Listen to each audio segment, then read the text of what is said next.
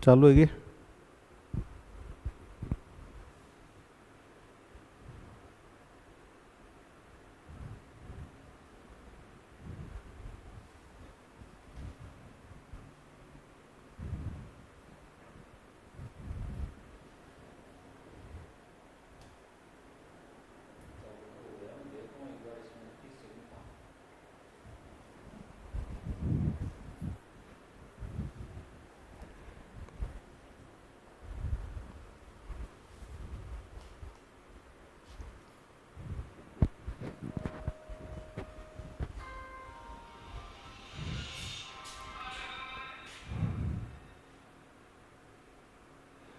नमस्कार साथियों, स्वागत है आप सभी का। आज अपन अभी बात कर रहे हैं सीईटी का जो इवनिंग सेशन हुआ है, शाम वाली पारी के अंदर जो पेपर हुआ है उसकी अपन आंसर की लेकर के आए हैं। अभी जैसे आप सभी को आंसर की के बेहतरीन आंसर की का मतलब काफ़ी इंतज़ार रहता है कि एक ऑथेंटिक आंसर की मिले और शॉर्ट में मिले, क्योंकि सभी लोग क्या करते हैं एक्सप्लेन करने पे जब उतर जाते हैं तो एक एक प्रश्न में 5-5 मिनट जो है लगना शुरू हो जाता है, और इतना पैसेंस जो है पेपर देने के बाद में किसी विद्यार्थी में शायद ही बचता होगा। ठीक है, तो अपन यहाँ वापस से आंसर की जो ले रहे हैं, पहले मॉर्निंग वाले सेशन की ली थी अभी थोड़ी देर पहले, और अभी इवनिंग वाले सेशन की ले रहे हैं। तो यहाँ पर सिर्फ अपन क्या करेंगे, आंसर्स हरीडली लेके चलेंगे। यदि आप चाहेंगे कि किसी प्रश्न की थोड़ी सी विशद व्याख्या करी जाए तो उस पर हम थोड़ा रुकेंगे। ठीक है, तो आप अपने कमेंट्स में इस चीज़ को डाल सकते हैं कि सर ये जो इतने नंबर का प्रश्न है आप उसको थोड़ा सा डिटेल में करवा दीजिए। तो चलिए शुरू करते हैं। पहला सवाल इसको लीजिए, निम्नलिखित में से कौन एक खरीफ की फसल नहीं है? जी हाँ, खरीफ की फसल कौन सी नहीं है? तो इसका जवाब रहेगा चना। ठीक है, इसका जवाब क्या है? चना। दूसरा प्रश्न जो है ये आपके रीजनिंग का आ गया। रिक्त स्थान की पूर्ति करनी है, सीरीज वाला यहां पर प्रश्न दिया गया है। सीरीज का एक प्रश्न जो है ये आपको दिया गया है 9, 28, 65 और 126, ये आपको दिया गया है। अब इसमें अगले जो संख्या है वो आएगी आपकी बी, यानी 217। 217।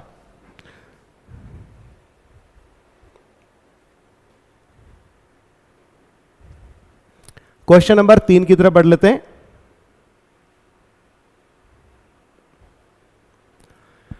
दिए गए प्रश्न में वह संख्या अक्षर समूह चुनना है जो अन्य से अलग है। ठीक है, यहां ज्यादा डिटेल में नहीं जा रहा हूं, सीधे सीधे आप आंसर पे आ जाइए। आंसर आपका रहेगा ऑप्शन सी, PH3। ठीक है, सबसे अलग है इनमें। ठीक है, अगले सवाल पे चलेंगे। निम्न में से कौन सी नदी सिंधु नदी प्रणाली का भाग नहीं है? नंबर 4, और इसका आंसर है डी, यानी कोसी नदी। ठीक है, कोसी नदी। क्वेश्चन नंबर 5 पे,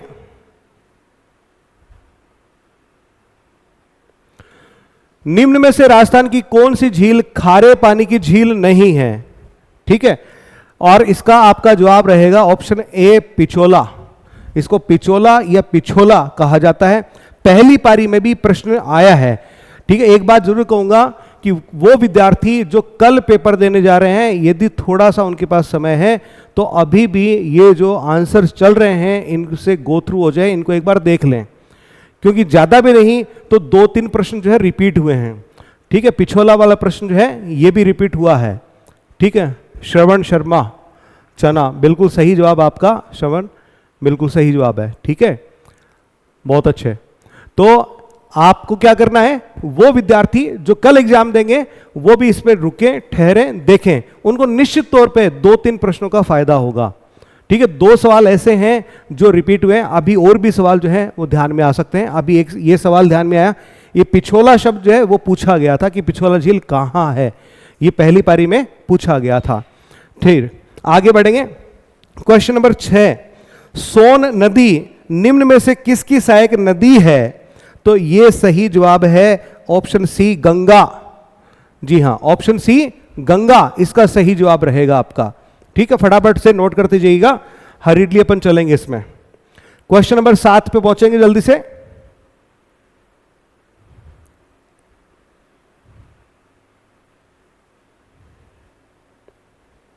ये लीजिए, सवाल पूछा है, सुदूर यानी सबसे ज्यादा दूर दक्षिण हिमालय को किस नाम से जाना जाता है? ठीक है, सवाल नंबर 7 और सही जवाब है शिवालिक। सही जवाब क्या रहेगा? ऑप्शन सी, शिवालिक, ये आपका सही जवाब इसमें रहने वाला है। ठीक है, फिर क्वेश्चन नंबर 8 पे आ जाइए कि स्वतंत्र भारत के पहले उप प्रधानमंत्री और गृह मंत्री कौन थे? नाम रहेगा, सबको पता है, सरदार वल्लभ भाई पटेल। क्वेश्चन नंबर 9,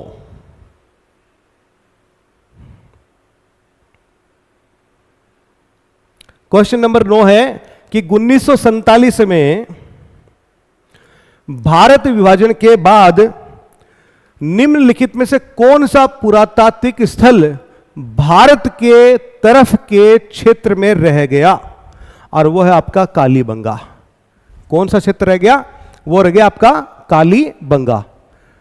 ठीक है जी। क्वेश्चन नंबर 10 में आ जाइए कि कौन बीकानेर राज परिवार की कुल देवी है? सबको पता है, करणी माता। देशनोक में मंदिर है, ठीक है, सफेद चूहे उस मंदिर में रहते हैं, दर्शन करते ही होंगे आप, कभी गए ही होंगे, राजस्थान के निवासी हैं तो। ठीक है, ऐसा नहीं कि सफेद चूहे रहते हैं, सफेद चूहों को काबा कहते हैं और अन्य भी चूहे भी रहते हैं, है ना। तो चूहों वाली देवी भी है ये, बीकानेर राज परिवार की माता है। क्वेश्चन नंबर 11 पे आ जाइए, वित्तीय वर्ष के बारे में पूछ रहे हैं। वित्तीय वर्ष 2022-23 के दौरान, ठीक है, संपूर्ण राजस्थान राज्य में राष्ट्रीय ग्रामीण आजीविका मिशन, जिसको NRLM है ना कहा जाता है, का क्रियान्वयन की गरीबी उन्मूलन के लिए किया गया है। तो भैया राष्ट्रीय ग्रामीण शब्द आ गया, तो ये ग्रामीण और गरीबी किसकी दूर करोगे? अमीरों की नहीं, गरीबों की। तो गांव के होंगे और गरीब होंगे, यानी ग्रामीण निर्धन। ठीक है, थोड़ा सा कॉमन सेंस यूज किया तो आप इसको सही कर पाए। तो सही जवाब क्या है? ग्रामीण निर्धन। ठीक है, ऑप्शन सी। अब क्वेश्चन नंबर 12 पे,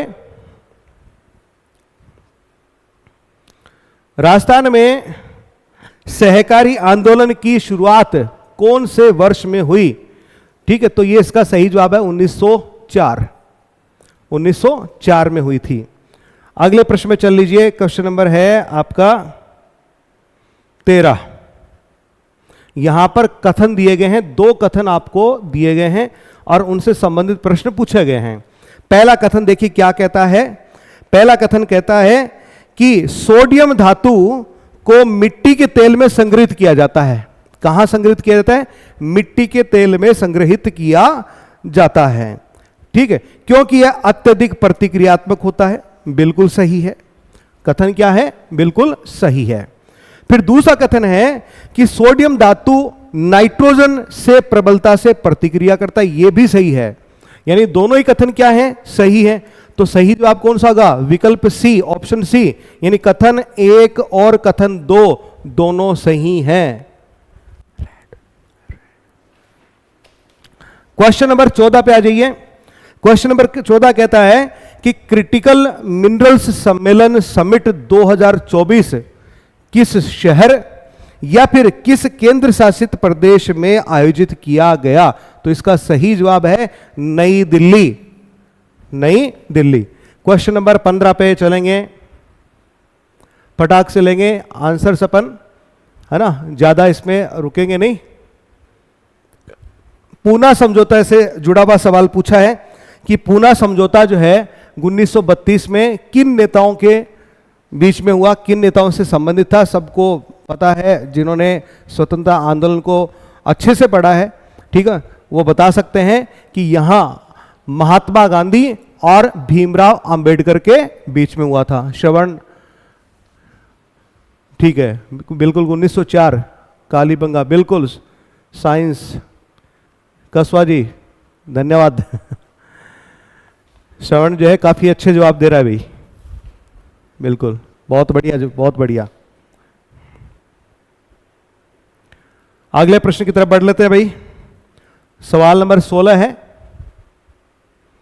सवाल नंबर 16 क्या कह रहा है कि दलित वर्ग संगठन किसने स्थापित किया, है ना।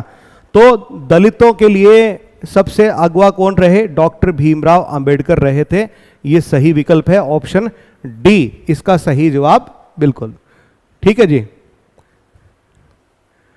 सर 28 को 2 शिफ्ट में पेपर है, बिल्कुल है, 2 शिफ्ट्स होंगी और कल भी अपन उनके सॉल्यूशन जो है लेकर के आएंगे, ठीक है, और बिल्कुल ऑथेंटिक लेकर के आएंगे, ठीक है। तो कल भी आप बिल्कुल साथ रहिएगा।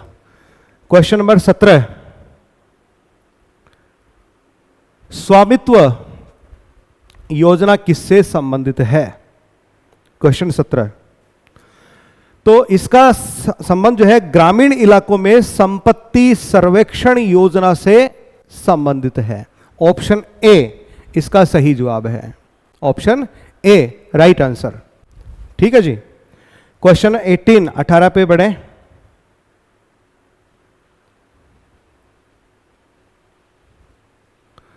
नाथुला पास एंड दर्रा,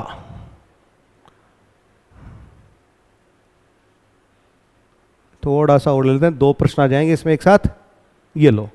तो नाथुला पास जो है भारत के किस राज्य या केंद्र शासित प्रदेश में स्थित है? तो ये है आपका भैया सिक्किम में, याद कर लीजिए कहां है, सिक्किम, ऑप्शन ए इसका सही जवाब है। फिर भारतीय लेखा परीक्षा और लेखा विभाग के प्रमुख कौन है? सवाल नंबर 19 का जवाब, सवाल नंबर 19। अच्छा, श्रवण कह रहे सर मेरा सेकंड शिफ्ट में है कल। बिल्कुल यार, मजे हैं फिर तो आपके, आप 2 पेपर आज देख लोगे, ठीक है, और कल भी आप देख ही लोगे, बिल्कुल ठीक है। तो फिर आपको इसमें जवाब देना है डी, भारत के नियंत्रक एवं महालेखा परीक्षक।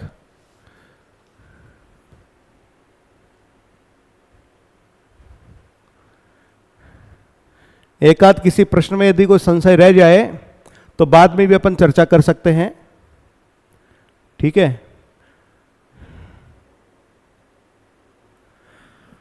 अगला प्रश्न है आपका कि निम्नलिखित में से कौन सा एक संवैधानिक पद नहीं है?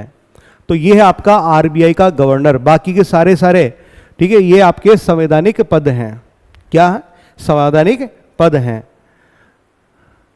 चलो जी आगे बढ़ो, क्वेश्चन नंबर 21 पे आ जाइए।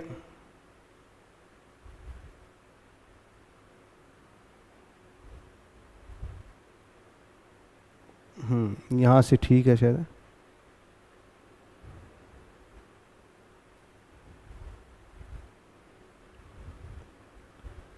ये लीजिए। भारत के संविधान के अनुसार संघीय भारत के किसी राज्य का नाम निम्नलिखित में से किसके द्वारा परिवर्तित किया जा सकता है? ठीक है, यानी किसी राज्य का जो नाम है उसको बदलने की शक्ति किसमें है? तो ऑब्वियसली बात है, स्वाभाविक सी बात है, ये शक्ति है संसद के पास। तो सही जवाब आपका ऑप्शन बी रहेगा, ठीक है। 22 नंबर में चलते हैं। 22 नंबर सवाल क्या कह रहा है देख लीजिए। यहां पर सूची दी गई है और इन सूचियों का अपने को क्या करना है? मिलान करना है, ठीक है। तो पहला है गुड्स एंड सर्विस टैक्स, वस्तु और सेवा कर, अनुच्छेद 246 में आता है। यदि आपको एक भी इसमें विकल्प मिल जाता है सही, ठीक है। गुड इवनिंग काव्य सुधा जी, श्रवण बिल्कुल 21 में बी, गुड, वेरी गुड, ठीक है। Good evening, very good evening, ठीक है। संसद बिल्कुल सही जवाब है श्रवण, बिल्कुल राइट, बिल्कुल। इसका मतलब कल पेपर शानदार जाएगा आपका, बहुत ही बढ़िया, best of luck, best of luck, ठीक है। टॉप करो, हमारी यही ख्वाहिश है।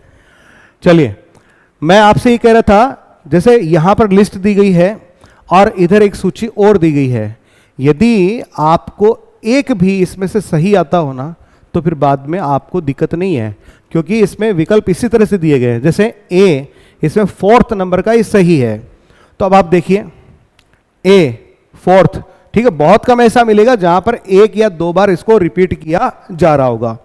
ठीक है, तो देखिए ए में फोर्थ इसमें दे रखा और इसमें दे रखा, यानी दो इनमें से सही हो सकते हैं। ठीक है, लेकिन लगभग क्या होता है कि पहला ही आपका सही यहां पर कैच हो जाता है। ठीक है, तो इसमें आपको ज्यादा दिक्कत आती नहीं है। अब दूसरा क्या है, डेलिनिएशन कमीशन यानी परिसीमन आयोग, ये आपका आता है अनुच्छेद 82 के अंतर्गत। अब इसको मिला लो तो बी के अंदर कौन सा आना चाहिए, फर्स्ट, तो बी के अंदर फर्स्ट कौन से बारह है इसमें, यानी ये आपका सही जवाब है ऑप्शन डी। ठीक है, फिर चल लो आगे क्वेश्चन नंबर 23 पे। कानून के समक्ष समानता की अवधारणा कानून के शासन की अवधारणा का एक तत्व है। इसे किसके द्वारा प्रतिपादित किया गया था? चार विकल्प यहां पर दिए गए हैं, Lord Acton, Ivor Jennings, Paul Janet और एवी डाइसी। ठीक है, तो सही जवाब आपका है option D, A V dicey. ठीक है, सही जवाब क्या है, A V dicey. Nikhilesh sir, मैंने स्काई एजुकेटर ऐप से इंग्लिश फर्स्ट ग्रेड का कोर्स लिया हुआ है।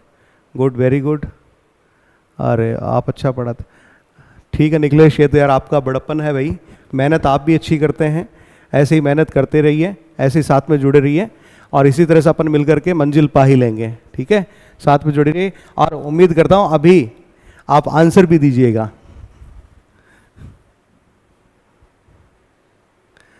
क्वेश्चन नंबर 24 पे चलते हैं। अपना स्काई एजुकेटर ऐप जो है वहाँ से अपन first grade English, second grade English, ठीक है, रीट और इनके अलावा और भी कई सारे कोर्सेज हैं। ठीक है, लिस्ट लंबी है तो यहाँ ज़्यादा बोल नहीं पाऊँगा। ठीक है, मैं थोड़ा सा सेल्फिश बन के मेरे सब्जेक्ट के जो है टाइटल्स आपको बोल पा रहा हूँ। ठीक है, हिंदी भी अवेलेबल है, संस्कृत भी अवेलेबल है और इंग्लिश भी अवेलेबल है फर्स्ट ग्रेड, सेकेंड ग्रेड और रीट के लिए। ठीक है, चलिए आगे बढ़ लेते हैं। क्वेश्चन नंबर 24 पे आ जाते हैं। क्वेश्चन नंबर 24 है कि 11 अवलोकनों का औसत 50 है।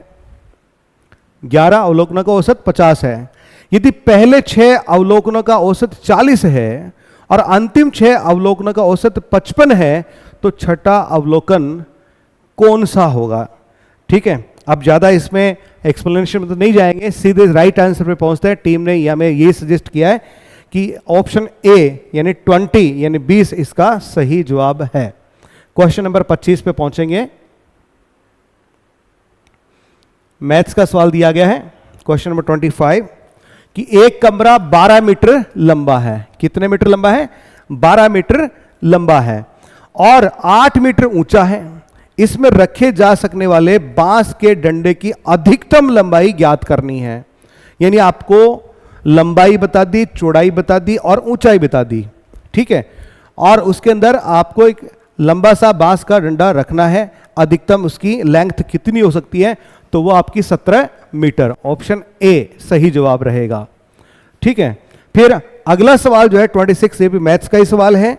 सवाल है कि एक गोलाकार बाग के चारों ओर वर्तुल पथ की आंतरिक परिधि 660 मीटर है। यदि पथ 14 मीटर चौड़ा हो तो इसकी बाह्य परिधि की त्रिज्या मीटर में पूछा है कितनी होगी, है ना? तो इसका सही जवाब होगा 119 मीटर और ऑप्शन डी आपका राइट आंसर होगा। सत्ताईस पे आ जाइए। चलिए, प्रश्न 27 कहता है कि A B C D E और एफ एक पंक्ति में उत्तर दिशा की तरफ मुंह करके बैठे हैं। ई और एफ जो है सेंटर में बैठे हैं यानी केंद्र में है और ए और बी छोर पर यानी किनारों पर बैठे हैं। सी ए के ठीक बाएं स्थान पर बैठा है, बी ठीक दाएं स्थान पर। तो बी के ठीक दाएं स्थान पर कौन बैठा है इसके बारे में पूछा गया है। ठीक है, good evening, very good evening. ठीक है, तो सही जवाब आप करेगा ऑप्शन बी, यानी यहां पर बैठा कौन है? डी बैठा है। चलिए आगे बढ़ लेते हैं।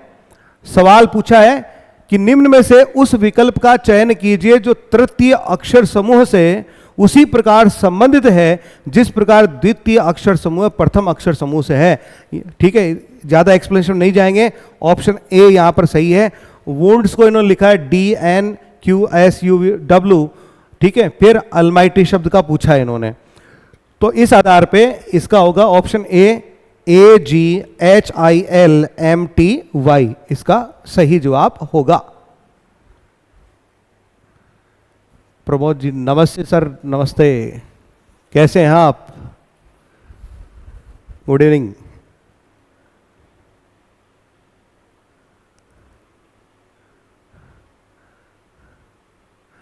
क्वेश्चन नंबर 29 पे पहुंचे। 11 से 70 में कुल कितनी संख्याएं हैं जो 7 से पूर्णतः भाज्य है परंतु 3 से अभाज्य है?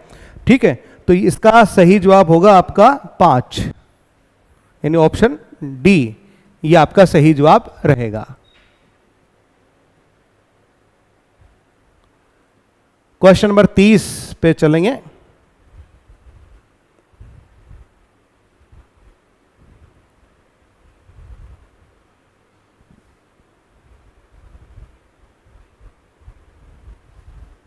चलिए, निम्नलिखित में से राजस्थान की सबसे लंबी नदी कौन सी है? तो भैया ये तो बहुत आसान सा प्रश्न पूछ लिया। ठीक है, सबसे लंबी नदी है आपकी चंबल।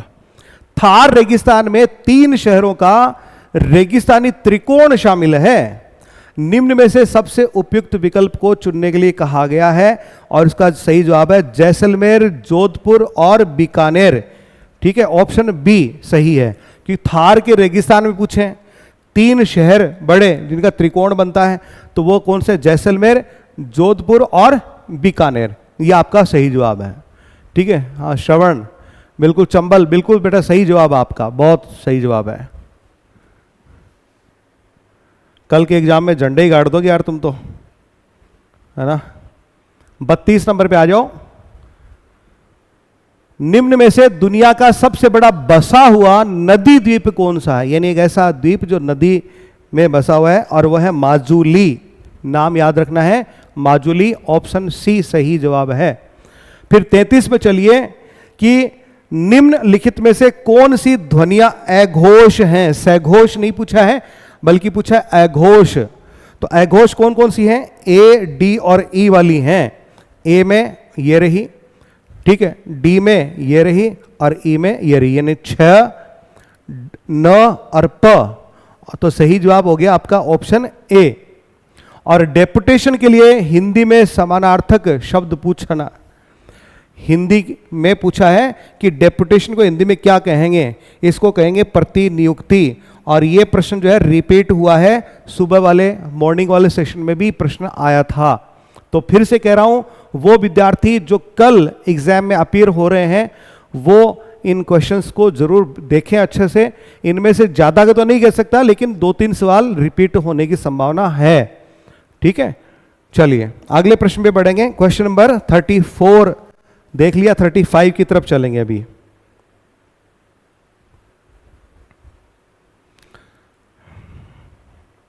तो निम्नलिखित में से आजीविका शब्द जो है उसका शुद्ध रूप पूछा है, तो ये तो बहुत ही आसान सा हो गया। ऑप्शन ए आ, फिर जी, फिर वी और का। ठीक है, ये होगा आपका ऑप्शन ए सही जवाब। अब क्वेश्चन नंबर 36 की तरफ चलेंगे।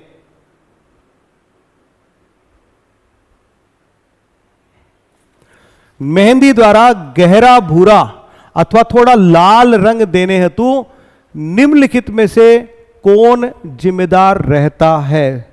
ठीक है, केमिस्ट्री से जुड़ा हुआ सवाल थोड़ा सा यहां पूछ लिया गया। तो इसमें है लासोन। ठीक है, सही जवाब क्या है? लासोन। ठीक, फिर अगला 37 इस पे चलेंगे कि निम्नलिखित प्रतिफल के लिए जस्ता तनु नाइट्रिक अम्ल से प्रतिक्रिया देता है। तो भैया विज्ञान मेरा ज्यादा कोई सब्जेक्ट है नहीं, लेकिन सजेस्ट ये किया गया इस आंसर के लिए। ठीक है, बी ऑप्शन जो है इसमें सही जवाब रहेगा। ठीक, बी ऑप्शन।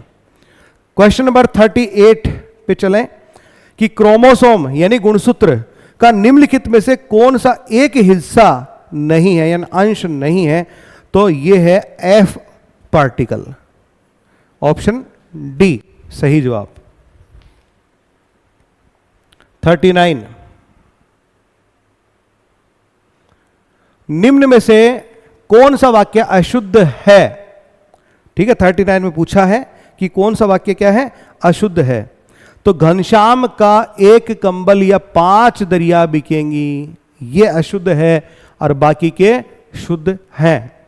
अब क्वेश्चन नंबर 40 में सूचियां दे रखी हैं, आपको इनको आपस में मैच करना है। ठीक है, क्या करना है, मैच करना है। तो देखिए, कलम तोड़ना इसका मतलब बढ़िया लिखना, शानदार, अच्छा लिखना। कलम तोड़ने का मतलब ये होता है। खेत रहना या आना इसका मतलब सम्माननीय का आदर, सम्माननीय का अनादर करना। और चांद पर थूकना इसका मतलब कलेजा ठंडा होना यानी संतोष होना। ये हो गया आपके। तो यहां सही जवाब जो है इसके अनुसार आपका हो जाएगा ऑप्शन सी, ये आपका सही जवाब रहेगा। क्वेश्चन नंबर 41 41 में चलेंगे। ये लीजिए कि निम्न में से किस नियम के अंतर्गत हिंदी के प्रग्रामी प्रयोग को प्रभावी ढंग से लागू करने के उद्देश्य से पूरे भारत को 3 क्षेत्रों में बांटा गया है? तो यह भैया राजभाषा नियम 1973। ऑप्शन ए बिल्कुल टिक मार्क कर लेना। ठीक है, बासुतिया जी बिल्कुल गुड इवनिंग। ठीक है, राजभाषा नियम 1973। फिर क्वेश्चन नंबर 42 पे आ जाओ। कार्यालय ज्ञापन निम्न में से किस शैली में लिखा जाता है? तो ये भैया आपका उत्तम पुरुष। ठीक, 42 में। क्वेश्चन नंबर 43 पे आ जाओ।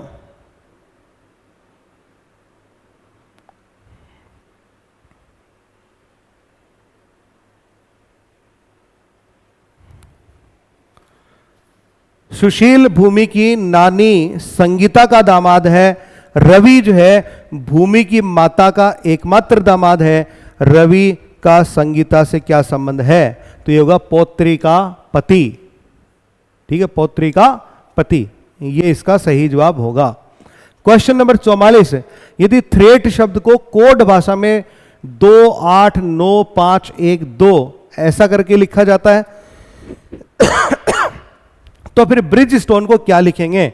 ठीक है, निकालते रहना भैया। इसका सही जवाब इसका बी होगा 2994751265। ठीक है, यह आपका सही जवाब रहेगा। फिर क्वेश्चन नंबर 45 पे आ जाओ।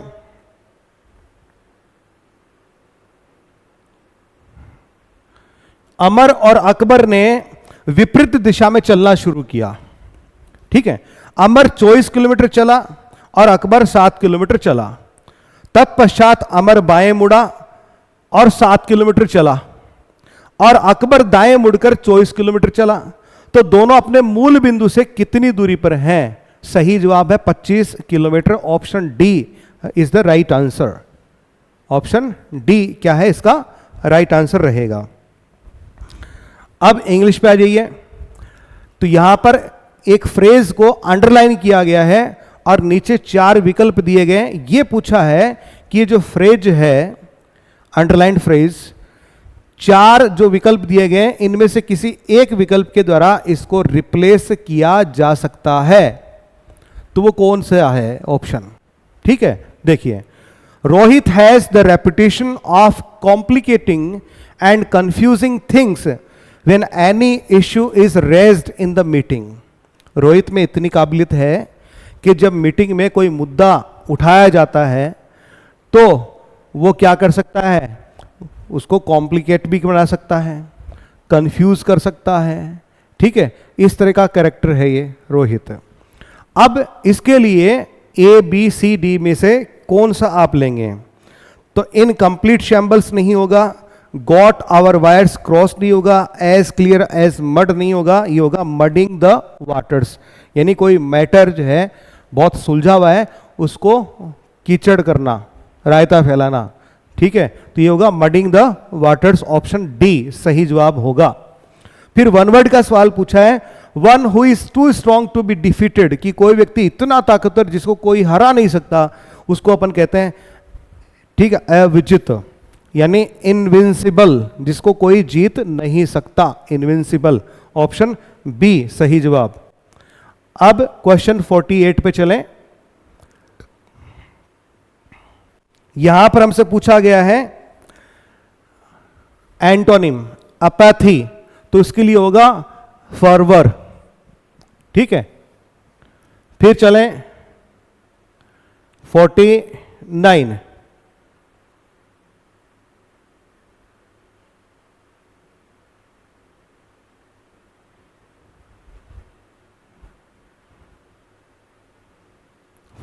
पे मैथमेटिक्स, ठीक है। चलिए, यदि एक भिन्न के अंश को 15% बढ़ा दिया जाए और इसके हर को 8% घटा दिया जाए तो भिन्न का मान 15/16 हो जाता है, तो मूल भिन्न को ज्ञात करना है। तो ये होगा आपका ऑप्शन डी, 3 सही 4/4, ये वाला ऑप्शन डी।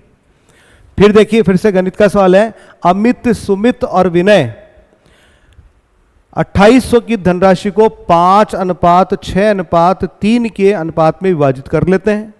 यदि प्रत्येक हिस्से में 200 रुपए जोड़ दिए जाएं तो ये राशि जो है उनके हिस्सों का नया अनुपात क्या होगा?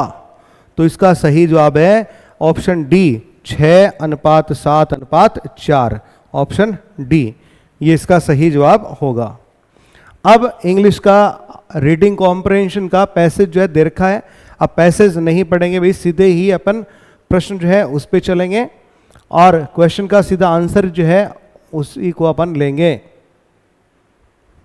ठीक है। क्वेश्चन क्या पूछा है कि in reality food industry benefits from advocating the need for taking breakfast. इसमें सही जवाब होगा आपका फूड इंडस्ट्री, ऑप्शन बी सही जवाब रहेगा, ठीक है जी, सही जवाब ऑप्शन बी। क्वेश्चन 52 पे आ जाओ।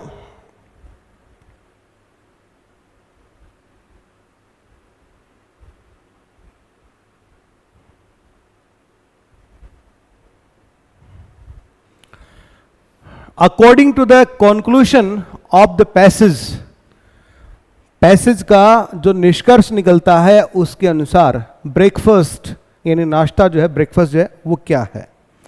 तो इसमें सही जवाब है skipping can not harm you, अर्थात ब्रेकफास्ट को यदि आप स्किप कर देते हो, छोड़ देते हो, तो उससे आपको कोई नुकसान नहीं होगा, ठीक है। Breakfast skipping can not harm you. अगला सवाल, इन अमेरिका ओबेसिटी, ओबेसिटी का मतलब होता है मोटापा, क्या होता है? मोटापा। एंड टूथ डिके यानी दांतों का खराब होना have assumed the proportion of an epidemic because of the, यानी ये दो बीमारियां जो है एक तरह से महामारी का सा रूप वहां ले रही हैं। कारण क्या है? इसके पीछे कारण पूछा गया है। तो कारण है कंजम्पशन ऑफ सुगरी सीरियल्स, यानी सुगर जो है इनटेक वो लोग ज्यादा करते हैं, ठीक है। विकल्प डी, ऑप्शन डी सही जवाब है, कंजम्पशन ऑफ सुगरी सीरियल्स। फिर पूछा है बोगस शब्द जो उसका मतलब क्या होता है? बोगस मीन्स, तो बोगस मीन्स का मतलब क्या हो गया? फॉल्स, झूठा, गलत। फिर क्वेश्चन नंबर 55, राष्ट्रीय पंचायती राज दिवस, बहुत ही अच्छा सवाल है, 24 अप्रैल को होता है, 24 अप्रैल, 24th of April. Question number 56 पे चलें।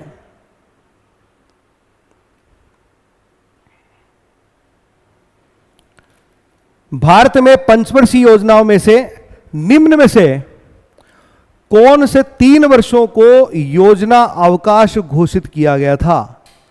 1966 से लेके 1969 तक, 66 से 69 तक ये रहा, 66 से 69 तक। अगला सवाल, डॉक्टर सविताबेन अंबेडकर अंतरजातीय विवाह सहायता योजना निम्नलिखित में से किस वर्ष में प्रारंभ की गई थी? 2010, 2012, 2006 या 2007? तो सही जवाब इसका 2006। अगला सवाल देखें, राजस्थान हथकरघा नीति कब लागू हुई थी? इससे जुड़ा हुआ सवाल पूछा है। ठीक है, क्वेश्चन नंबर 58 है, तो इसका सही जवाब है 17 सितंबर 2022 को राजस्थान हथकरघा नीति लागू करी गई थी। 59 पे चलिए। ठीक है, दे withheld his results, he had not furnished the proof of his age। Option D यहां आपका राइट आंसर रहेगा। क्वेश्चन नंबर 60 नंबर पे आइए।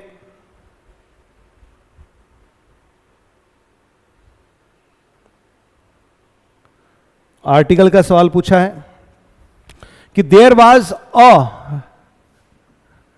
नॉक ऑन द डोर, दरवाजे पर खटखटाहट हुई। आई ओपनड इट, मैंने दरवाजा खोला, and found a small dark man in blue overcoat, और दरवाजे पर मुझे एक ठिगने कद का नीला ओवरकोट पहना हुआ डार्क काला व्यक्ति दिखा। एंड अ वुलन कैप, साथ में उसने एक ऊन की टोपी पहन रखी थी। तो देख लीजिए ए, फिर द, फिर ए और फिर ए।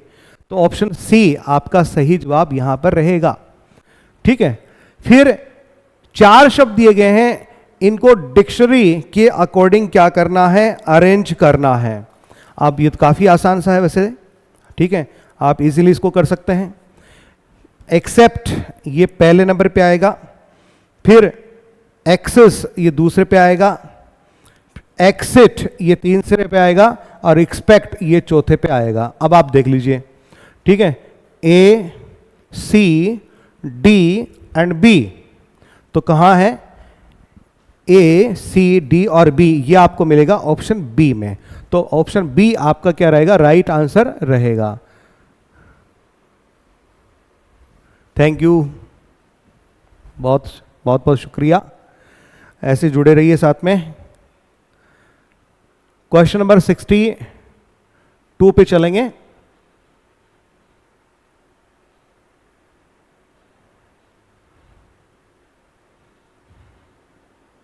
ये लीजिए, क्वेश्चन नंबर 62 पे आ जाता है।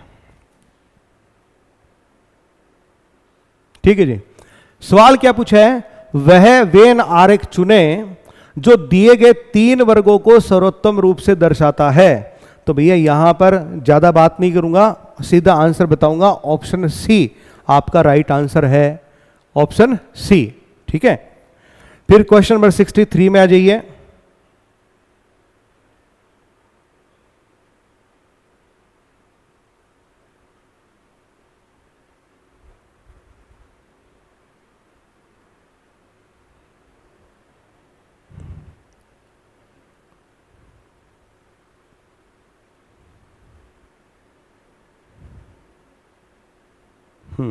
इतना ठीक रहेगा, साफ दिख रहा होगा।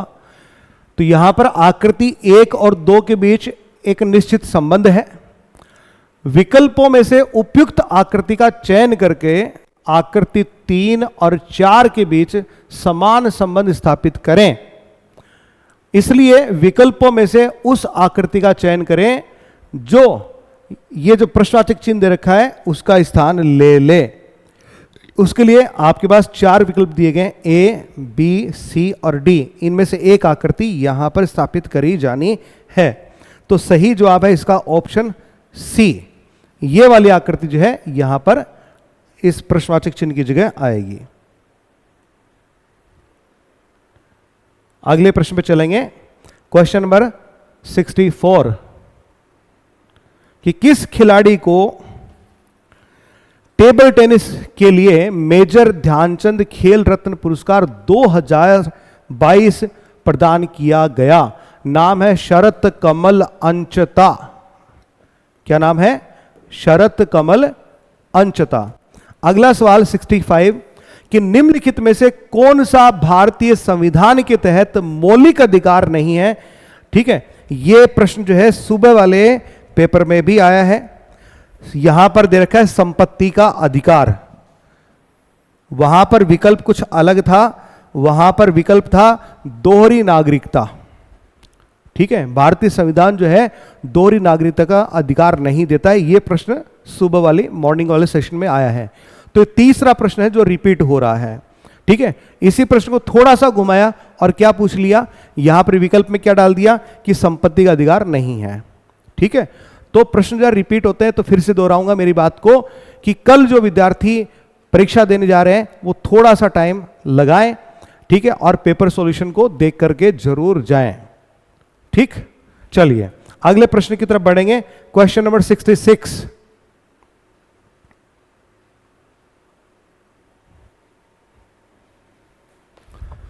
दिए गए विकल्पों में से संबंधित शब्द का चयन कीजिए। जानवर, जंतु विज्ञान। जानवर का अध्ययन किसमें होता है, जंतु विज्ञान में किया जाता है।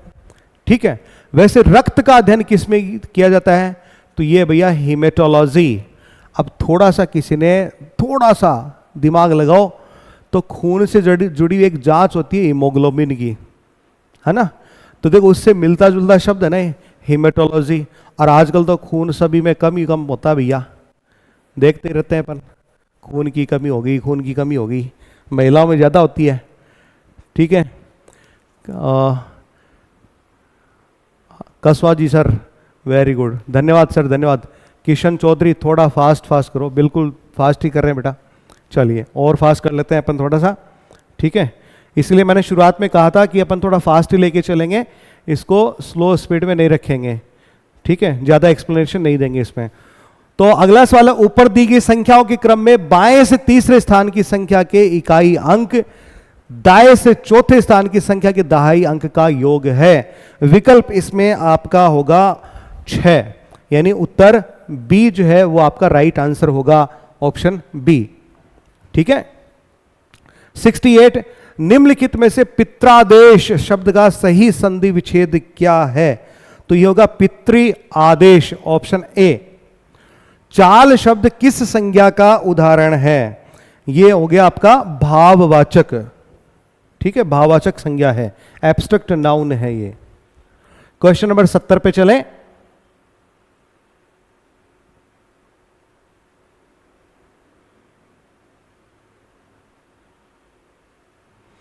रचना की दृष्टि से क्रिया के सामान्यतः कितने भेद होते हैं, यानी रचना की दृष्टि से पूछे गए हैं क्रिया के भेद।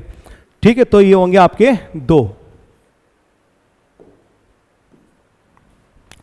किस समास में सभी पद प्रधान होते हैं, तो ये आपका द्वंद्व समास।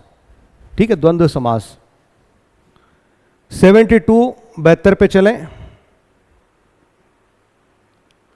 निम्नलिखित में से कौन सी सुविधा राजस्थान संपर्क पोर्टल द्वारा प्रदान नहीं की जाती है, तो यहां पर मेरे ख्याल में थोड़ा सा ये प्रश्न जो है अजीब सा पूछा गया है। अजीब सा मतलब सारे विकल्प जो हैं इस पे गौर करने लायक हैं। यहां इस प्रश्न की थोड़ी संभावना बनती है, GIS एकीकरण और आंकड़ों का विश्लेषण। ठीक है, यह सुविधा प्रदान नहीं की जाती है। सुचित्रा चौधरी, बिल्कुल ऑप्शन बी। ठीक है, क्वेश्चन नंबर 73 में आ जाए कि निम्नलिखित में से किन 2 राज्यों में माही परियोजना एक संयुक्त योजना है।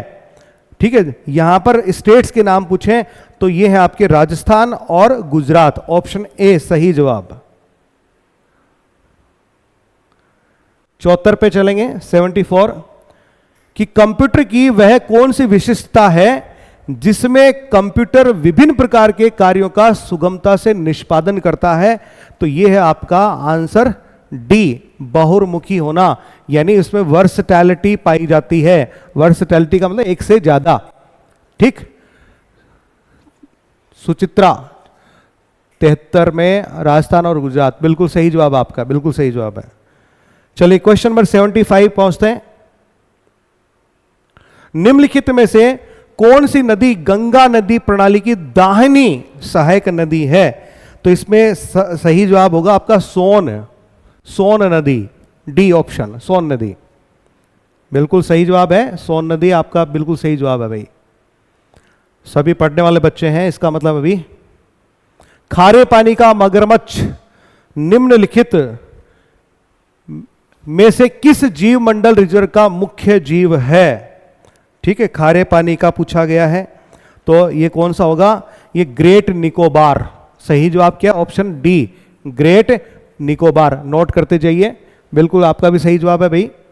क्वेश्चन नंबर 77, वह थोड़ी ताजा हवा खाने के लिए बाहर आ गया है। ट्रांसलेशन पूछा है और ट्रांसलेशन में आपका है he came outside for a breath of fresh air, option D. ठीक, फिर क्वेश्चन नंबर 78 पे चलें।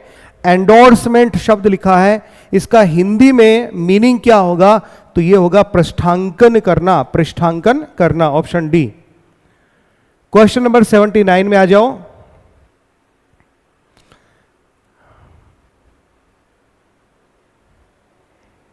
निम्नलिखित में से कौन कंट्रोल यूनिट यानी सीयू के कार्यों का सर्वोत्तम वर्णन करता है? तो इसमें ऑप्शन सी सही जवाब होगा, मेमोरी, प्रोसेसर और इनपुट आउटपुट उपकरणों के परिचालन का नियंत्रण। ठीक है, फिर क्वेश्चन नंबर 80 में आ जाओ कि राजस्थान में वर्ष 2007-8 में प्रारंभ किए गए गेहूं और दालों के राष्ट्रीय खाद्य सुरक्षा मिशन यानी NFSM के लिए GOZ MGOR इन गोस और गौर के खाने के पैटर्न का अनुपात पूछा है। यह है 60-40 का। कितना है? Option C 60-40। Lakshmi sir, CET में पास होने के लिए नंबर लाने होंगे, प्लीज रिप्लाई देना। बिल्कुल भाई, नंबर तो लाने होंगे, एटलीस्ट 40 तो लेके आओ।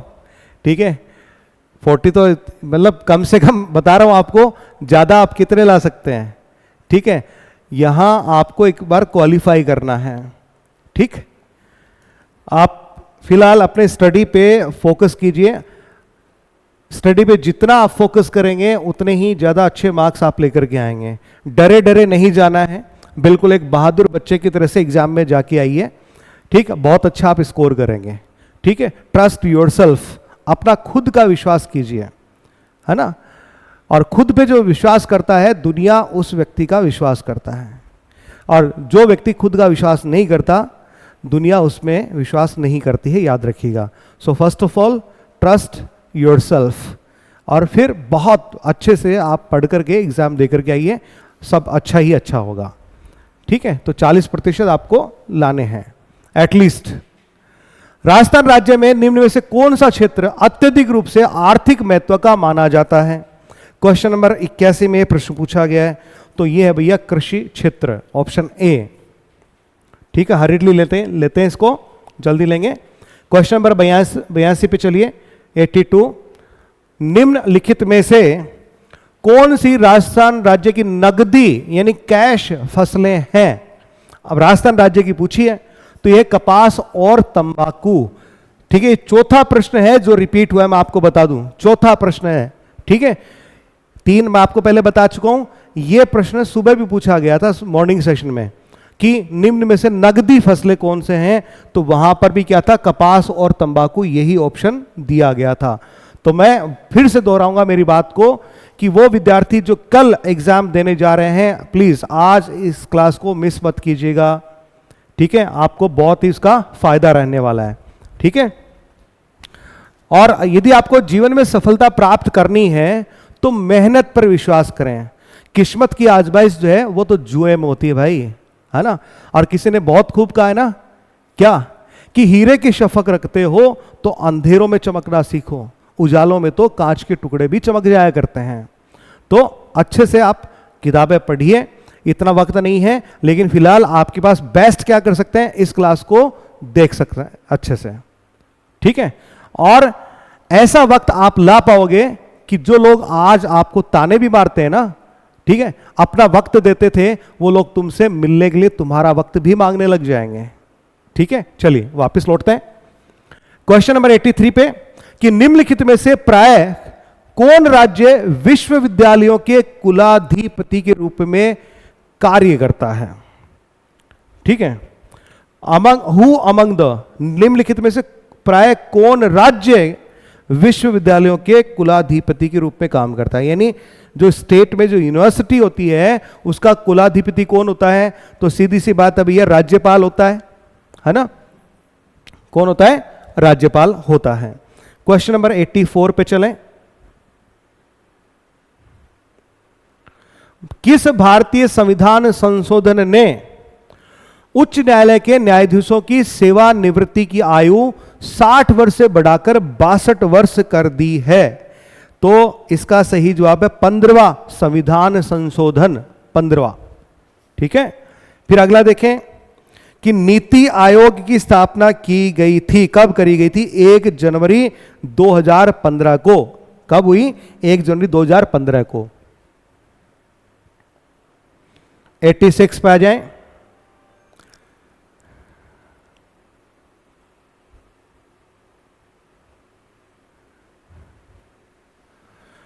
छियासी नंबर, निम्नलिखित में से यथोचित संयोजन को चुनना है। तो देखिए भैया, आरआरबी एग्रीकल्चर फाइनेंस से जुड़ा हुआ है, बाकी आपस में इंटरसेप्टेड नहीं है। ठीक है, तो ये एक बार सही आपका जवाब है।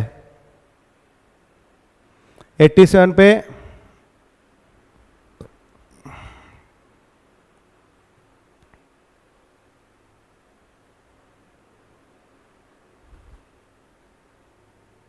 हम्म 1991 में औद्योगिक क्षेत्र के विनियमन से पूर्व केवल सार्वजनिक क्षेत्र के लिए कितने उद्योग आरक्षित थे? सही जवाब है 17। 1991 से पहले का पूछा है, सही जवाब क्या है? 17। ठीक है, बिल्कुल सुबह का क्वेश्चन है, सुचित्रा ने पूछा है, बिल्कुल सुबह का क्वेश्चन है। ठीक है, 4 सवाल रिपीट हो चुके हैं अब तक। जो सुबह वाले पेपर को अपन ने स्टडी किया और अब वाले को स्टडी किया, तो 4 तो पकड़ में आ चुके हैं, एक आध और आ ही जाएगा, यानी 4 तो पक्का कंफर्म रिपीट हुए हैं। फिर देखें 88, 11वीं पंचवर्षीय योजना में कितनी वास्तविक वृद्धि दर प्राप्त की गई? ठीक है, बेस्ट अवेलेबल आंसर जो है वो लेकर के आना है। सही जवाब है ऑप्शन डी, 8%। ठीक है, 8% सही जवाब है इसका। क्वेश्चन नंबर 89, निम्नलिखित में से कौन सा कथन तृतीयक कोयले के संदर्भ में सही नहीं है? तो पहला विकल्प है, यह सही नहीं है कि यह देश के कुल कोयला उत्पादन में 25% का अंशदान देता है, यह सही नहीं है। पूजा चौधरी, हेलो सर, बिल्कुल हेलो, कैसे हो? ठीक है, कल के पेपर की तैयारी आई थिंक अच्छी होगी, लगे रहिए क्लास में। 4 क्वेश्चन रिपीट हो चुके हैं, ठीक है, और भी रिपीट हो सकते हैं, इसलिए क्लास में बने रहें। करेवा बनावट, जिसको फॉर्मेशन कहते हैं, किसकी खेती के लिए उपयोगी है? करेवा बनावट, बहुत ही सिंपल सा प्रश्न है, कब? जब आपने पढ़ लिया तब। सही जवाब है ऑप्शन सी, केसर। क्वेश्चन नंबर 91,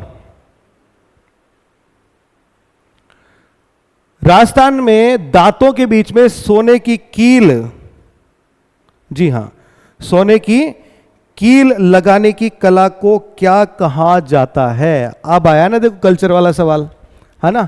इसको कहा जाता है चूंप। क्या कहते हैं? चूंप। ठीक है, दामड़ार, बोरलार, बारी, ये सब जानते हो आप, चूंप नहीं जानते, आज जड़वा दिया। देखो क्वेश्चन नंबर 92 पे आ जाओ भाई। तो कहते हैं ना, कभी कभी गांव में के चक्कर भी काट लिया करो, शहरों में पड़े रहते हो सारा दिन। ठीक है, अपने दादा नानी के पास भी कभी कभी गांव में चक्कर काट के आया करो भाई, ऐसी चीजों के बारे में सीख लोगे। ठीक है, हाँ, चुप नहीं चूप लिखा है इसमें, श्रवण, हाँ, चुप नहीं लिखा है इसमें, चूप लिखा है। राजस्थान के किस लोक नृत्य में ढोल, बांकिया और थाली का प्रयोग मुख्य वाद्य यंत्र के रूप में किया जाता है? तो इसका सही जवाब आपको पता ही होगा। ठीक है, गैर नृत्य के अंदर यह किया जाता है। अगला, नाटाणियों की हवेली, ये वैसे नाटाणियों नहीं, नटनी। ठीक है, इसको ऐसे पढ़ेंगे नटनी, क्योंकि ये इन्होंने क्या किया, ट्रांसलेशन किया। ट्रांसलेशन हमेशा ही इंग्लिश से हिंदी करोगे गड़बड़ हो जाएगी। तो पेपर में एक चीज का ध्यान रखा करो, जब कभी ट्रांसलेटेड मैटर हो और आपको कंफ्यूजन हो तो एक बार इंग्लिश वाला जरूर देख लिया करो, वहां से आपको पता चल जाएगा। तो नटनियों की हवेली कहां पर स्थित है? ठीक है, तो नटनियों की हवेली कहां है भैया? जयपुर में। अब नहीं भी है तो कर देना, देखी जाएगी, जयपुर में बसा देंगे अब तो। उस व्यक्ति का नाम बताइए जो 1952 में पृथक आंध्र प्रदेश की स्थापना के लिए अनशन पर बैठ गए थे और अनशन के दौरान ही उनकी मृत्यु हो गई थी। ये थे पोट्टी श्रीरामुलु, ऑप्शन सी। ठीक, अब ऐसे प्रश्न जो है वो गड़बड़ कर देते हैं भाई। चलो अगला प्रश्न एक कथन का है, क्वेश्चन नंबर 95।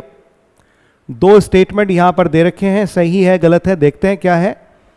पहला कथन है कि 1857 के विद्रोह, जिसको म्यूटिनी नहीं, इसको कहा जाता है म्यूटिनी, के संदर्भ में विद्रोह शब्द का तात्पर्य उस वक्त मुख्यतः नागरिक आबादी की बगावत से है, यानी जनता ने थोड़ी बहुत बगावत कर दी, यह कहा गया 1857 की क्रांति के बारे में उस जमाने में। ठीक है, सही बात है। कथन क्या है? सही है? नहीं, बिल्कुल सही नहीं है भैया। ठीक है, दूसरा कथन देखें, विद्रोह सशस्त्र बलों के भीतर नियमों और विनियमों की सामूहिक अवज्ञा थी, यह कहा गया। बिल्कुल, तो इसमें पहला गलत और दूसरा सही कर दो। ठीक है, तो पहला गलत और दूसरा क्या है? सही। तो इसमें ऑप्शन क्या हो गया आपका? बी।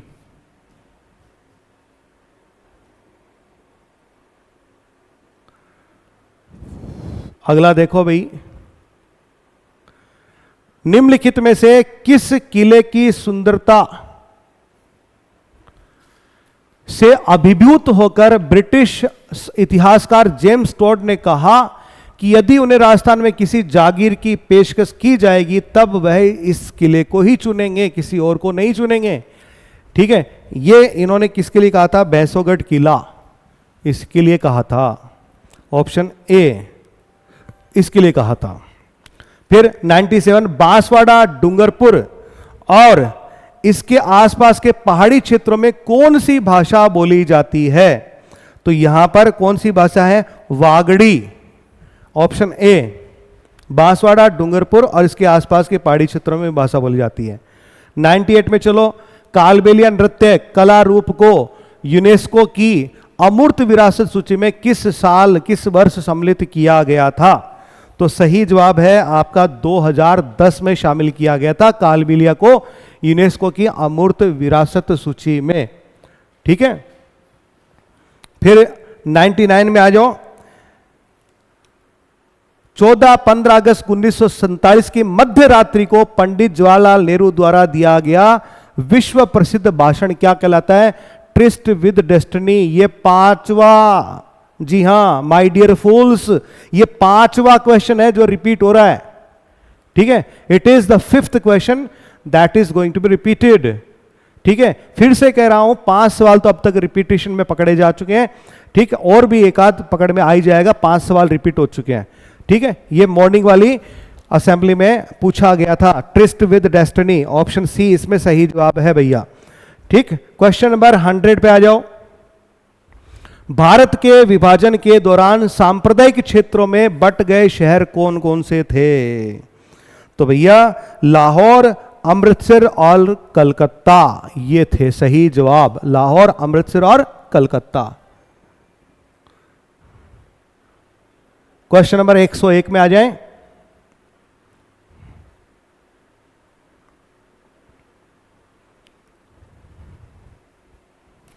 क्रिया या धातु के अंत में लगाए जाने वाले प्रत्यय कहलाते हैं, ये कहलाएंगे कृत प्रत्यय। 102 कहता है कि इनमें से कौन सा शब्द अमीय का पर्यायवाची नहीं है? तो देखो ये इसका सही जवाब तो है कृशाणु। बाकी का जीवनोदक, सुधा, पीयूष और अमृत ये आपस में सिनोनिम्स होते हैं। अमृत यानी इधर का मैंने बोल दिया है। ठीक है, कृशाणु इसमें से नहीं है। फिर 103 पे चलें।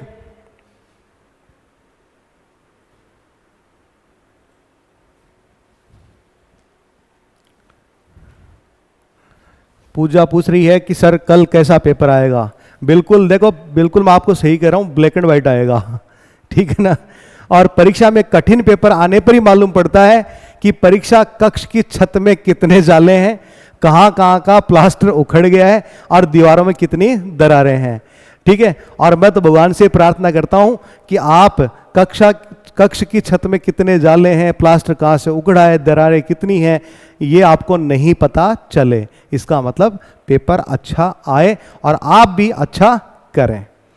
ठीक है, चलिए क्वेश्चन नंबर 103 पे पहुंच जाते हैं कि पहला कथन दिया गया है कि विराम चिन्हों का प्रयोग विराम या रुकने के लिए किया जाता है। बिल्कुल भैया, विराम का मतलब ही क्या हो गया, ठहरना। दूसरा, विराम चिन्हों के गलत प्रयोग से अर्थ का अनर्थ हो जाता है। बिल्कुल हो जाता है भैया। ठीक है, तो दोनों ही कथन हो गए सही। तो कथन एक और दोनों सही हैं, विकल्प सी इसमें सही जवाब होगा। क्वेश्चन 104 गणित का सवाल है। ठीक है, एक दुकानदार ने, कल पेपर के बाद आपसे दोबारा मिलेंगे, बिल्कुल मिलेंगे, अभी थोड़ी देर रुके रहें। ठीक है, साथ में गुड नाइट बोल के ही चलेंगे, है ना। तो शरण महोदय थोड़ी देर और रुके। अभी और भी क्वेश्चन ऐसे आ सकते हैं। चलिए, एक दुकानदार ने किसी वस्तु को 20% की हानि पर 400 रुपए में बेचा। 10% का लाभ कमाने के लिए उसे उस वस्तु को किस कीमत पर बेचना चाहिए? सही जवाब यहां पर आपका 550, ऑप्शन सी 550, ऑप्शन सी सही जवाब है इसमें। क्वेश्चन नंबर 105, यदि 7.5 वार्षिक ब्याज की दर से 8 वर्षों में एक राशि पर 7500 साधारण ब्याज बनता है, यदि उसी धनराशि पर ब्याज 2.5% बढ़ा दिया जाए तब 8 वर्षों में साधारण ब्याज क्या होगा? तो इसका सही जवाब है 10,000 रुपीज। चलिए एक अगला प्रश्न, जब एक ही स्वर के ह्रस्व या दीर्घ रूप साथ साथ आए तो दोनों स्वरों के स्थान पर कौन सा स्वर हो जाता है? तो यह हो जाता है भैया दीर्घ स्वर। कौन सा हो जाएगा? दीर्घ स्वर। 107,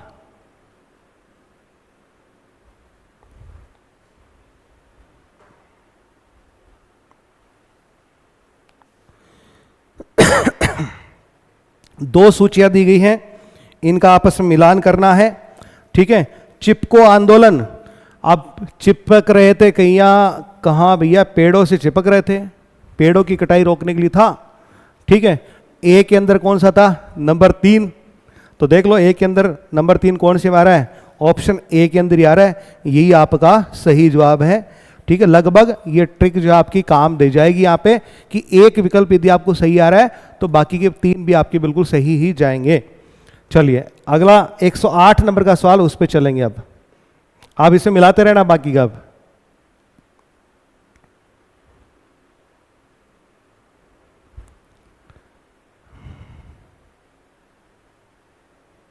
एक 108 में देखें कि संयुक्त राष्ट्र ने निम्न में से किस वर्ष में उपभोक्ता संरक्षण के लिए संयुक्त राष्ट्र के दिशा निर्देशों को अपनाया था? यह था 1985, 1985, 1985। फिर यह पूछा है कि निम्नलिखित में से कौन सी संस्था भारत में बीमा उद्योग को नियंत्रित करती है? तो इसके लिए है IRDAI। ठीक, IRDAI। सेबी का संबंध जो है वो किससे है? वो आपके शेयर मार्केट से जुड़ा हुआ है। ठीक है, LIC इसको नियंत्रित नहीं करती। LIC तो खुद एक कंपनी है, ठीक है, जो इंश्योरेंस पॉलिसीज बेचती है। 110 पे आ जाओ। भारत की स्वतंत्रता प्राप्ति के समय आज के राजस्थान यानी राजपूताना क्षेत्र में कितनी रियासतें थी? यह सवाल पूछा है और इसका सही जवाब है 19। सबको याद होना चाहिए। तो स्टैटिक जीके है, स्थाई जीके है, कभी नहीं बदलने वाला। 110 से अब 111 चलो। इंडियन नेशनल आर्मी INA का गठन किसके द्वारा किया गया था?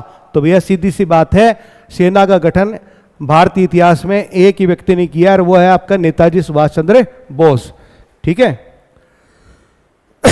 12 नंबर पे चलें कि इनमें से कौन सा एक संवैधानिक निकाय नहीं है। संवैधानिक पद पूछा था, मॉर्निंग वाले में पूछे गए हैं इस तरह के सवाल, और अब भी पूछे गए हैं, ठीक है, इवनिंग वाले में भी। तो संवैधानिक निकाय कौन सा नहीं है, अब की बार प्रश्न जो है ये पूछा गया है 112 के अंदर। तो राष्ट्रीय मानवाधिकार आयोग जो है ये एक संवैधानिक निकाय नहीं है। चलिए, निम्नलिखित में से कौन सी भाषा संविधान की 8वीं अनुसूची में शामिल नहीं है? तो ध्यान दीजिएगा, अंग्रेजी शामिल नहीं है, कहीं आपको नेपाली लगे, ठीक है, नेपाली नहीं अंग्रेजी इसका सही जवाब था। 114, इसमें भी 2 कथन दिए गए, हिंदी वर्जन जो है उसको अपन यहां ले लेते हैं, निकाल लेते हैं। चलिए, ले लिया। पहला कथन है कि बिजोलिया किसानों की समस्याओं को सुनने के लिए उदयपुर की राज्य सरकार ने अप्रैल 1919 में एक आयोग का गठन मांडलगढ़ हाकिम बिंदुलाल भट्टाचार्य के अध्यक्षता में गठित किया। आयोग ने किसानों के हित के लिए अनेक अनुशंसाएं करी थी। बिल्कुल कथन सही है, ठीक है। कथन दूसरा, भारतीय सरकार के विदेश मंत्रालय के अधिकारियों का मानना था कि बिजोलिया किसान पंचायत से गठबंधन की तुरंत स्थापना की जाए, अन्यथा राजपुताना में किसान आंदोलन एक हिंसात्मक रूप ले सकता है। यह भी बिल्कुल सही था, यानी दोनों कथन क्या थे, सही थे, यानी ऑप्शन सी आपका सही जवाब होगा। अब 115 पे चलते हैं।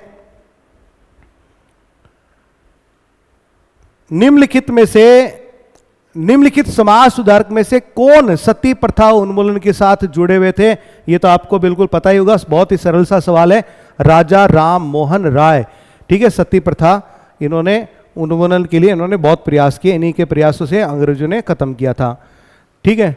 बिल्कुल श्रवण, बहुत अच्छा जवाब, आज सबसे ज्यादा जवाब दे रहा है श्रवण, और सारे सटीक आंसर दे रहा है भाई, ठीक है। 19 रियासतें और 3 ठिकाने, बिल्कुल करेक्ट, बिल्कुल सही जवाब है। 116 पे आ जाओ।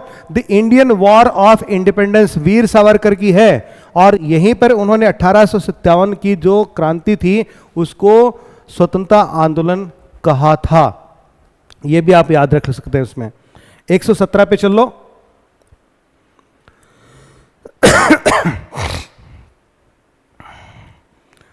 कि निम्नलिखित में से किसने राजस्थान के विभिन्न स्थानों पर मोबाइल रीडिंग एवं पुस्तकालयों की स्थापना की? ये थे स्वामी केशवानंद। अरे मोबाइल रीडिंग का मतलब ये नहीं कि हाथ में मोबाइल पकड़ा दिया लो पढ़ लो, मोबाइल का मतलब गतिशील, ठीक है, गतिशील। 118, निम्नलिखित में से किसने बिजोलिया आंदोलन का नेतृत्व किया था? तो यह था विजय सिंह पथिक, बहुत ही फेमस कैरेक्टर विजय सिंह पथिक। 119 आ जाओ। सवाल पूछा है कि तमिलनाडु, निम्नलिखित राज्यों में से भारत के किस राज्य में बरकाना जल प्रपात स्थित है? और यह आपका कर्नाटका में, कहां पे है? कर्नाटका। ऑप्शन सी आपका सही जवाब है, कर्नाटका। 120,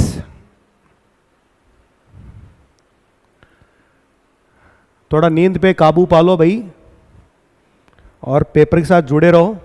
एक मजेदार बात बता दूं आपको कि आज तक कभी किसी डॉक्टर ने किसी व्यक्ति की पोस्टमार्टम रिपोर्ट में यह लिख के नहीं दिया कि इस फला फला व्यक्ति की मौत जो है कम नींद लेने से हो गई। समझ गए? इसका मतलब नींद नहीं लेने से इंसान मरेगा तो नहीं, और खास तौर से तब जब कल ही एग्जाम हो। तो थोड़ा नींद पर काबू पाएं और डटे रहें मैदान में, ठीक है। चलिए, अगला प्रश्न है 120 नंबर पे। राजस्थान राज्य में खादी कामगार आर्थिक प्रोत्साहन योजना कब से कार्यान्वित की गई है? यह 13 जुलाई 2022 से करी गई है भैया, 13 जुलाई 2022 से। अब लिस्ट को मैच करना है अगले में, तो चलो कर लेते हैं। एक तरफ योजना दे रखी है, दूसरी तरफ उसका क्रियान्वयन कब हुआ है इसके बारे में पूछा गया है, बताया गया है, ठीक है। शुद्ध के लिए युद्ध, ये तो सीधे ऐसे कर दो, ये रहा। निरोगी राजस्थान अभियान, ये रहा 18 दिसंबर 19। इंदिरा रसोई 20 अगस्त 20।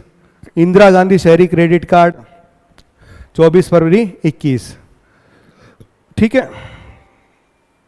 तो इसमें आपका ऑप्शन सी जो है सही जवाब होगा। 122 पे आ जाओ।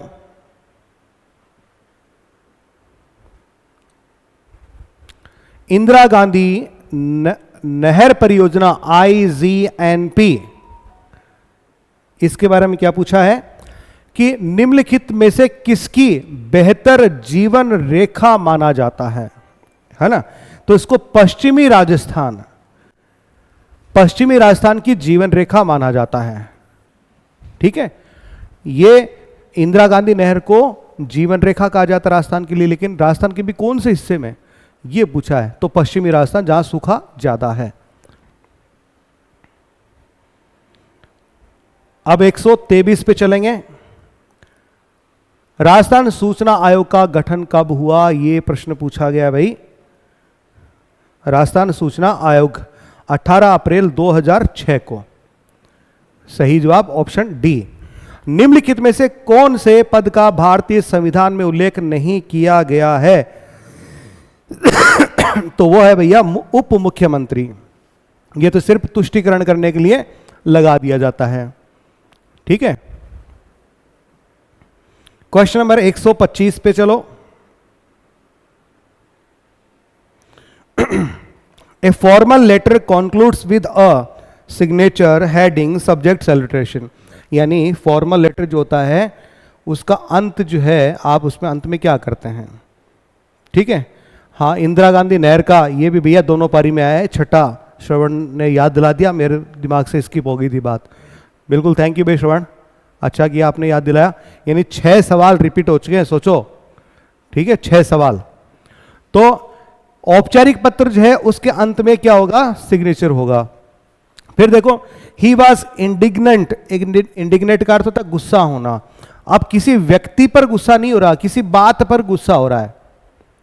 ठीक है, किसी बात पर, तो इसके लिए क्या आएगा, ए। कीर्ति गौतम, AAA। आपने AAA 3 सवालों को एक साथ ही जवाब दे दिए क्या? बिल्कुल, 2 ए तो आ गए। चलिए आगे भी देख लेते हैं।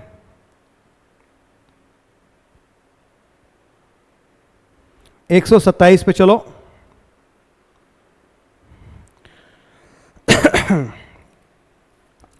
He said, I do not wish to see any of you go away. उसने कहा कि मेरी इच्छा नहीं कि मैं तुम में से किसी को देखूं, चले जाओ यहां से। तो देखो, he said सब में दे रखा है, एक बार इस पे नहीं जाएंगे।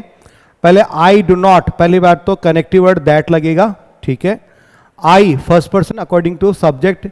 ठीक है, ही बन जाएगा, सभी में ही दे रखा। ओके, डू नॉट का क्या हो जाएगा, डिड नॉट। तो देखो, डज नॉट वाला नहीं होगा, हैड नॉट नहीं होगा, डिड नॉट 2 में दे रखा है। फिर डिड नॉट विश दोनों में है। To see any of you, तो to see any of us नहीं आएगा, to see any of them हो जाएगा। You second person according to object, आप इसको करके मान सकते हो। ठीक है, ऑब्जेक्ट यहां दे नहीं रखा है, इसलिए चाहो तो आप इसको मान सकते हो। ठीक है, एंड यदि मानना है तो आप इसमें क्या कर सकते हो, यहां खैर इसको तो आप ले क्यों रहे हैं, ये तो आंसर नहीं होगा, इसकी बात कर सकते हैं। टू सी अस दे रखा है सीधे, इसमें एनी ऑफ अस नहीं दे रखा, इसलिए ये भी नहीं होगा, ये भी नहीं होगा, ये भी नहीं होगा। आंसर डी आपका इसमें सही जवाब हो जाएगा।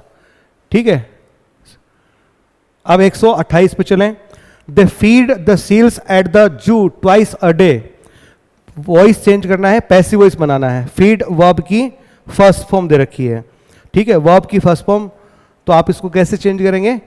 ठीक है, बी प्लस वर्ब की थर्ड फॉर्म में चेंज करेंगे।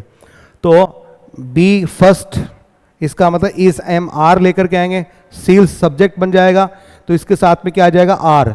तो seals are fed twice a day at the zoo. By them लगाने की आवश्यकता नहीं है। 128 में ऑप्शन ए आपका सही जवाब रहेगा। चलिए 129 पे चलते हैं। हाँ, 128 में ए, बिल्कुल कीर्ति गौतम सही जवाब है आपका।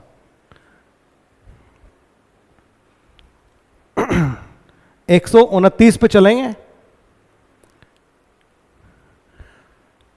निम्नलिखित में से कौन सी सुविधा मुख्यतः राजस्थान की ई मित्र प्लस पहल द्वारा प्रदान की जाती है? ठीक है, सही जवाब है जन्म प्रमाण पत्र, अधिवास के लिए आवेदन। ये ऑप्शन सी सही जवाब है।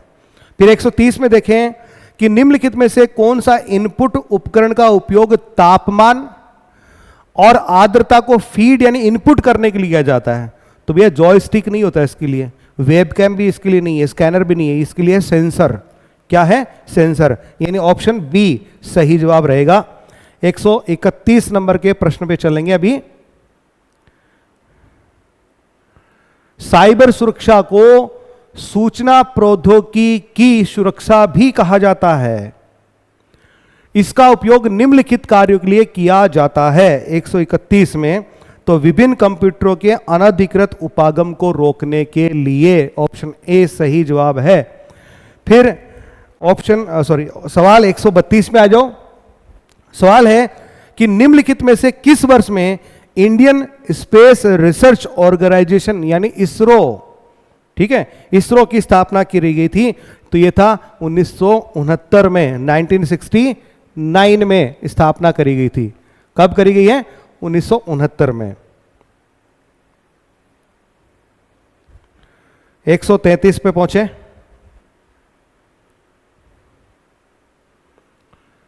निम्नलिखित में से कंप्यूटर का कौन सा एप्लीकेशन मुख्यतः चिकित्सकीय क्षेत्र से संबंधित है?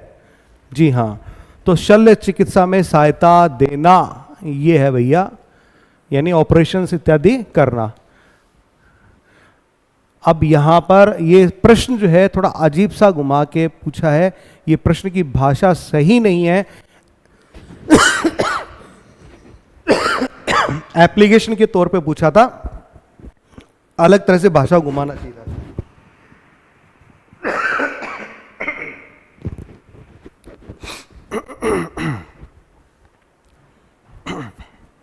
थोड़ा पानी पी लेते हैं।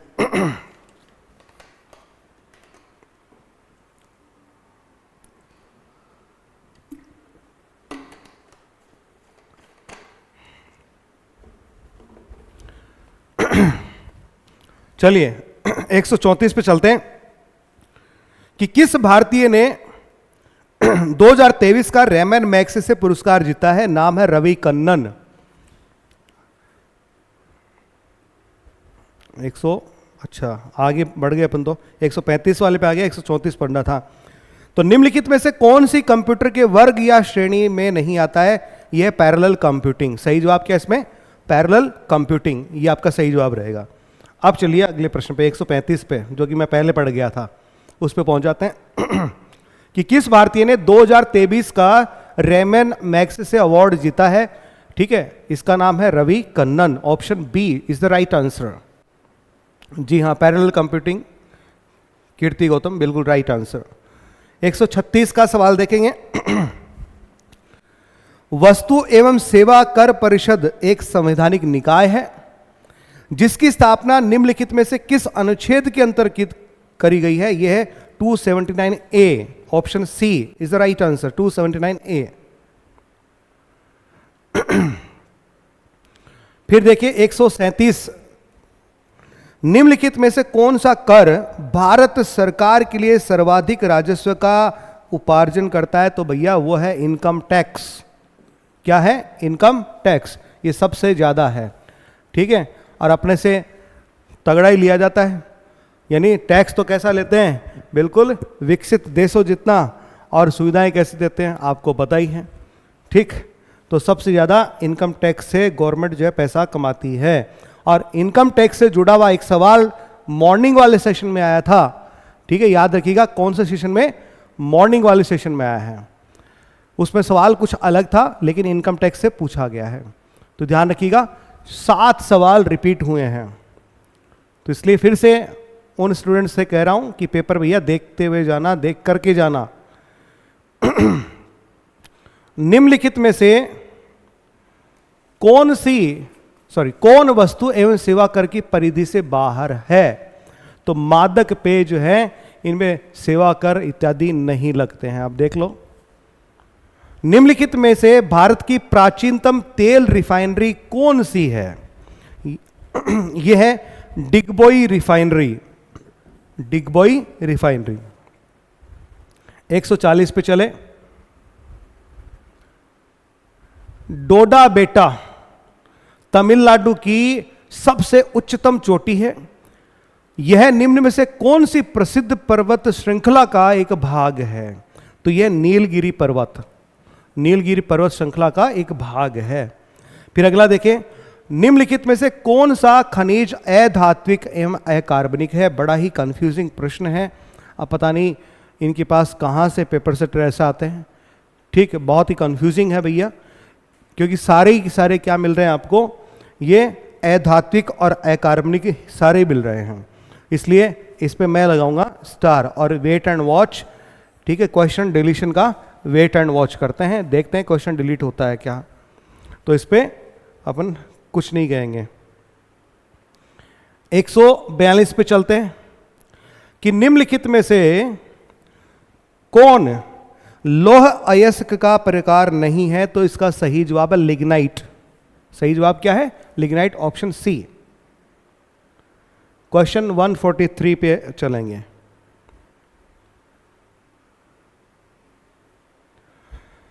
निम्नलिखित में से कौन सा संयुक्त क्षेत्र उद्योग का एक उदाहरण है? तो भैया यह है ऑयल इंडिया लिमिटेड। ठीक है, यह संयुक्त क्षेत्र का उदाहरण है, ऑयल इंडिया लिमिटेड। अब क्वेश्चन नंबर 144, बिल्कुल अंत तक अपन आ ही पहुंचे, अपना कारवा जो है अंत तक आ ही पहुंचा है भैया। तो निम्नलिखित में से कौन सा खनिज आधारित उद्योग है? ठीक है, ऐसा प्रश्न जो है वो भी मॉर्निंग में पूछा गया है, 7वां साल रिपीट।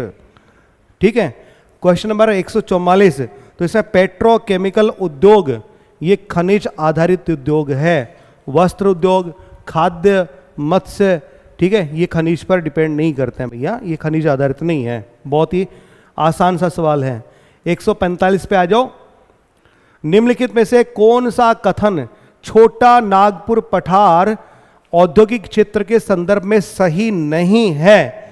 तो सिर्फ एक स्टेटमेंट है और वह है डी, कि यह क्षेत्र झारखंड, छत्तीसगढ़ और आंध्र प्रदेश तक फैला हुआ है। यह सही नहीं है, बाकी के सही हैं। ठीक है, 146 पे आ जाओ। भूस्थिर उपग्रहों का स्थापन पृथ्वी तल से 36,000 किलोमीटर ऊपर की दूरी पर किया जाता है। 36,000 है इसमें सही जवाब। 147 आओ भाई।